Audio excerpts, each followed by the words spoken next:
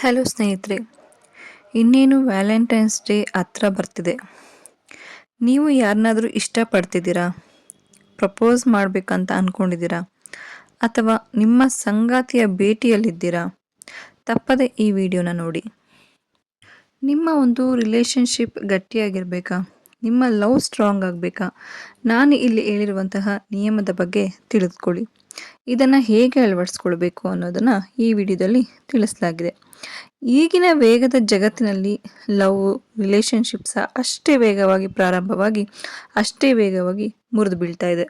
ಸದ್ಯ ಈ ನಿಯಮ ಎಂಬುದು ಡೇಟಿಂಗ್ ಜಗತ್ತಿನಲ್ಲಿ ಹೊಸ ಸಂಚಲನವನ್ನು ಮೂಡಿಸ್ತಿದೆ. ಇದು ಸಂಬಂಧವನ್ನು ಸರಿಯಾದ ದಿಕ್ಕಿನಲ್ಲಿ ನಡೆಸ್ಕೊಂಡು ಹೋಗೋದಕ್ಕೆ ಉಪಯೋಗ ಆಗತ್ತೆ. ಏನಿದು ಆ ನಿಯಮ? ಹೌದು, 777. ಮೊದಲ 7 ದಿನಗಳು, ನಂತರ 7 ವಾರಗಳು, ನಂತರ 7 ತಿಂಗಳು ಸಂಬಂಧವನ್ನು ಅರ್ಥ ಮಾಡ್ಕೊಳ್ಬೇಕು. ಆಗ ಹಿರಿಯರು ಹೇಳ್ತಿದ್ರು, ಮುಖ ನೋಡಿದ್ರೆ ಅವರು ಎಂಥವ್ರಂತ ಹೇಳ್ಬೋದು ಅಂತ. ಆದರೆ ಈಗ ಅದೆಲ್ಲ ಸುಳ್ಳು. ಮುಖದ ಹಿಂದೆ ಎಷ್ಟು ಮುಖವಾಡಗಳನ್ನ ಧರಿಸ್ತಾರೆ ಅಂತ ಊಹೆ ಕೂಡ ಮಾಡೋಕ್ಕಾಗಲ್ಲ. ಅದಕ್ಕೆ ಅರ್ಥ ಮಾಡಿಕೊಳ್ಳೋಕ್ಕೆ, ಅವರ ಬಗ್ಗೆ ತಿಳಿಯೋಕೆ ನಾವು ಸಮಯವನ್ನು ಕೊಡುವುದು ಅನಿವಾರ್ಯ. ಮೊದಲ 7 ದಿನಗಳು. ಲವ್ ಅಥವಾ ಸಂಬಂಧ ಪ್ರಾರಂಭವಾದ ಮೊದಲ 7 ದಿನಗಳು ಅತ್ಯಂತ ಮುಖ್ಯವಾದದ್ದು. ಈ ಸಮಯದಲ್ಲಿ ನಿಮ್ಮ ಸಂಗಾತಿಯ ಮಾತು, ವರ್ತನೆ ಮತ್ತು ಬಾಡಿ ಲ್ಯಾಂಗ್ವೇಜನ್ನು ಗಮನಿಸಬೇಕು. ಅವರು ಹೇಗೆ ಮಾತಾಡ್ತಾರೆ, ಜನರೊಂದಿಗೆ ಹೇಗೆ ವರ್ತಿಸ್ತಾರೆ, ಒತ್ತಡದ ಸಂದರ್ಭಗಳಲ್ಲಿ ಹೇಗೆ ರಿಯಾಕ್ಟ್ ಮಾಡ್ತಾರೆ, ಅವರ ನ್ಯಾಚುರಲ್ ಕ್ಯಾರೆಕ್ಟರ್ ಹೇಗಿದೆ. ಉದಾಹರಣೆ, ಟೈಮ್ ಸೆನ್ಸ್, ಇದರ ಬಗ್ಗೆ ಅರಿವಿದೆಯಾ ಅಥವಾ ಉದಾಸೀನ ಮಾಡ್ತಾರಾ, ಇತರರ ಬಗ್ಗೆ ಹೇಗೆ ಮಾತನಾಡ್ತಾರೆ, ಅವರಲ್ಲಿ ಹೆಚ್ಚು ಪಾಸಿಟಿವ್ ಅಥವಾ ನೆಗೆಟಿವ್ ಥಾಟ್ಸ್ ಇದೆಯಾ, ಪಬ್ಲಿಕ್ ಪ್ಲೇಸಲ್ಲಿ ಅವರ ವರ್ತನೆ ಹೇಗಿರುತ್ತೆ. ಸೊ ಈ ರೀತಿ ಒಂದು ಬೇಸಿಕ್ ವಿಚಾರವನ್ನು ತಿಳ್ಕೊಳ್ಬೇಕಾಗತ್ತೆ. ಇದು ಬೇಸಿಕ್ ವಿಚಾರ ಅನಿಸಿದ್ರೂ ನೆಮ್ಮದಿಯ ಜೀವನಕ್ಕೆ ಇದು ಅಡಿಪಾಯ ಆಗಿರುತ್ತೆ ಅಂತಲೇ ಹೇಳ್ಬೋದು. ಮುಂದಿನ 7 ವಾರಗಳು. ಸ್ನೇಹಿತರೆ, ಮೊದಲ 7 ದಿನಗಳ ನಂತರ 7 ವಾರಗಳು ಪರಸ್ಪರ ಒಬ್ಬರನ್ನೊಬ್ಬರು ತಿಳಿದುಕೊಳ್ಳಲು ಅವಕಾಶ ಮಾಡಿಕೊಡಿ. ಈ ಸಮಯದಲ್ಲಿ ನೀವು ಸಂಗಾತಿಯ ಹವ್ಯಾಸಗಳು, ಆಸಕ್ತಿ, ಮೌಲ್ಯಗಳು, ಜೀವನದ ಗುರಿಗಳು, ಹಿಂದಿನ ಅನುಭವಗಳ ಬಗ್ಗೆ ತಿಳಿದುಕೊಳ್ಳಲು ಟ್ರೈ ಮಾಡಿ.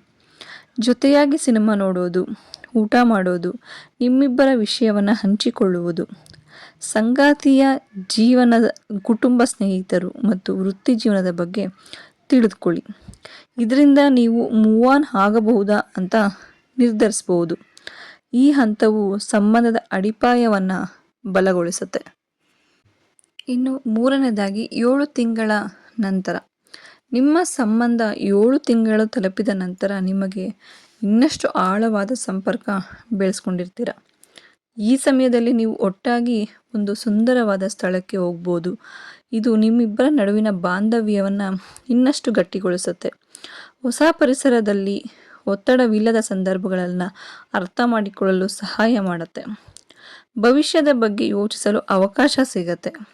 ಈ ಹಂತದಲ್ಲಿ ನಿಮ್ಮ ಸಂಬಂಧವು ಗಂಭೀರ ಸ್ವರೂಪವನ್ನು ಕೂಡ ಪಡೆದುಕೊಳ್ಳುತ್ತೆ. ಇನ್ನು ಈ 777 ನಿಯಮ ಏಕೆ ಮುಖ್ಯ? ಡೇಟಿಂಗ್ನಲ್ಲಿ ತಕ್ಷಣದ ನಿರ್ಧಾರಗಳು ತಪ್ಪು.